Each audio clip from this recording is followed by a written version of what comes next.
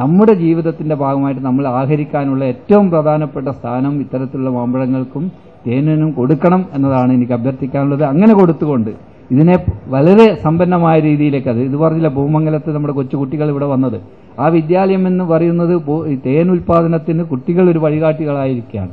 നമ്മുടേതായ ഉൽപ്പന്നങ്ങളെ സ്വാദിഷ്ടമാക്കാൻ വേണ്ടിയുള്ള നമ്മുടെ തീന്മേശകളിലൊക്കെ തന്നെ ഇത് വരുന്ന രൂപത്തിലേക്ക് എത്തിക്കാനും അതിനെ സമ്പന്നമാക്കി ഇത് വലിയ കമേഴ്ഷ്യലാക്കി മാറ്റി ഇതിന്റെ ഉൽപാദകരെ രക്ഷിക്കാനും വേണ്ടിയുള്ള ഏറ്റവും നല്ല സംരംഭങ്ങൾ ഉണ്ടാക്കിയെടുക്കാൻ നമുക്ക് സാധിക്കണം.